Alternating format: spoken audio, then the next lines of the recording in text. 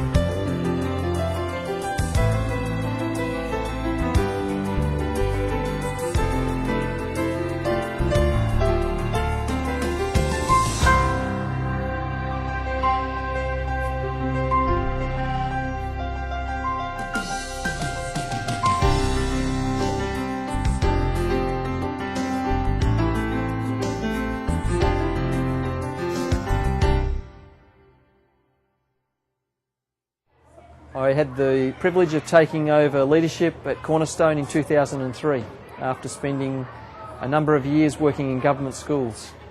Since being here, we've started to think about what it is that we really seek to achieve. And at the heart of what we're trying to achieve here at Cornerstone is to develop within students a sense of discipleship, to be like Christ. And the challenge is, how do we do that? Because someone just made a comment recently that I heard. They said that some schools have spent many years inoculating students against the gospel. And I've been pondering that because we don't want to do that. We know the gospel. We know that it transforms lives and transforms hearts, and we want students to actually get a sense of that adventure, the adventure that God calls us to.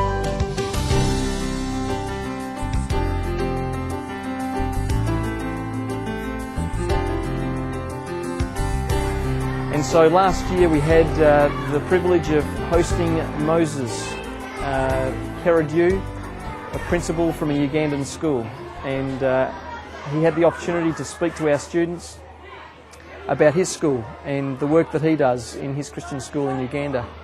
And he showed photographs of the conditions in which he works and that his children live. And it created something in our college that I've never seen before. Our students developed an enthusiasm to do something.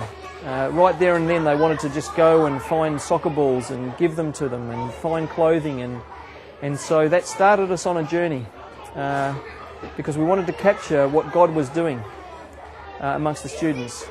And so it was at Christmas time just gone when we became aware of a project where someone else had organised a sea container and sent it overseas. And it occurred to the leadership team of the college and some of the staff that this might be what we could do, to access a container, to fill it with goods and to send it over to Moses and to his staff in the school in Uganda. My name is Mr. Moses Kareju. I come from Uganda. Some of you might not know where Uganda is. It is in Africa. The people who live in Uganda are black, like myself. We don't have many white people over there, apart from a few missionaries.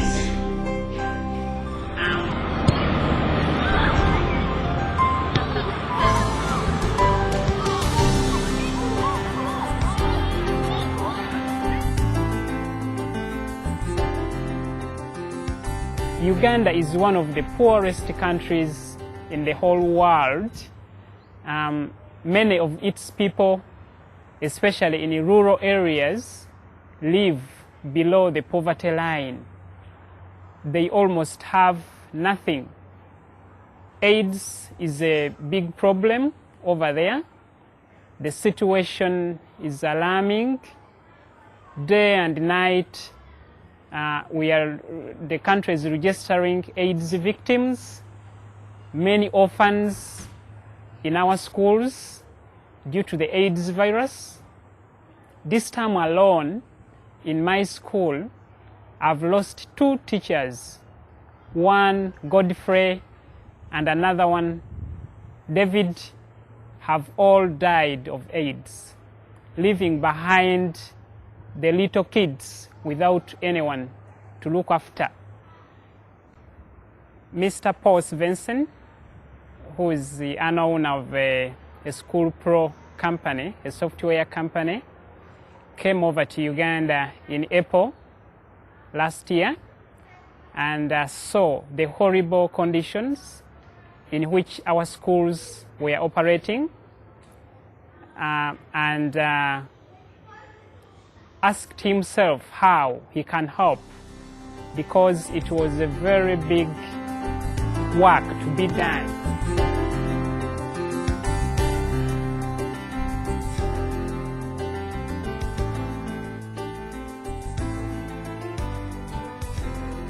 Last year I was invited to go to Uganda, and I saw firsthand the issues facing people in rural Uganda particularly, and in the education side was my main interest. And while I was over there, God spoke to me very clearly, and he said, "This is what I've been preparing you for all these years." So when I came back together with some other Christian people, I formed an organisation called Restore Africa Education Association. It's actually a three-pronged focus that we have.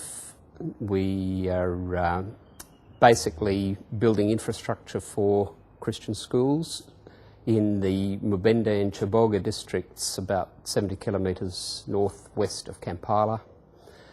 We're also into training the teachers, because most teachers are very poorly qualified and poorly trained, so that is something that we're finding is very important if we're going to educate the children properly. And our third focus is on the community aid for the people in that area, particularly in regard to AIDS relief. I'd like to send over some mosquito nets and a few toys, because our class has been sending over notes about ourselves and to tell us about what we have. My name is Nicole. Hi, my name's Alita, and I'd like to send over some toys for the kids in Uganda. Hi, my name's Sheree, and I'd like to send over some clothes for those who don't have much clothes. And English is our national language, but Luganda is commonly used. Maybe you want me to speak something in Uganda. What do you want me to speak? Hand up. Hello. Yes? Hello? Alright. Yes. Why does everyone have short hair? Yeah, this is how God created us. We don't normally have long hair, especially the men, but our women like long hair. Sometimes they import artificial hairs from Western countries, and then they have long ones. But men have short ones, like I do. We're actually working with 15 schools in the district. We've started off by building a whole new school. In the 12 months that we've been operating, we built this school with 320 kids, brick buildings, beautiful property, and it's about to have water tanks thanks to the generosity of our supporters here. And we've also built classroom blocks in 3 other schools in the area. We fed 350 children and the staff for the last 4 months of last year, and paid the salaries of 10 teachers for the last 4 months of last year. And this year we've had an ongoing program there to feed all 320 kids at this school, Green Valley Modern Christian School, and to feed the staff as well. So they're actually getting a good meal every day now, whereas often these kids would go days without eating. Our schools almost have nothing. I've been moving in the Christian schools of Australia, and the facilities are so great. But for us, we almost have nothing over there. We don't have electricity in our classrooms.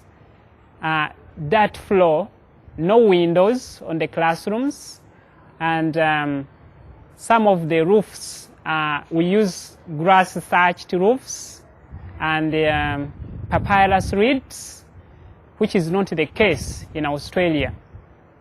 Our teachers are working almost without pay because we have no money to pay them, and but they are happy to serve God in any way they can.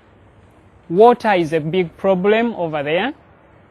Very many people in our communities live far away from water sports. The kids and women walk long distances searching for water, 7 kilometers, 6 kilometers, and others can walk up to 8 kilometers searching for water.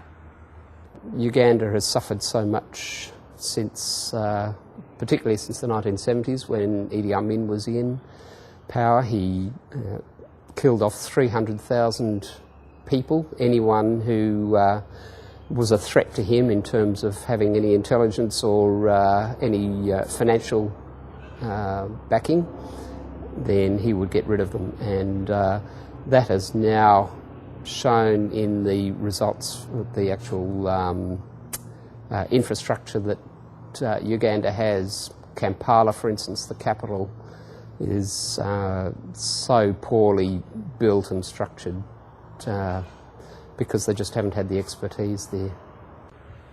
My area where my school is, where we are operating from, was affected heavily, so much by the war.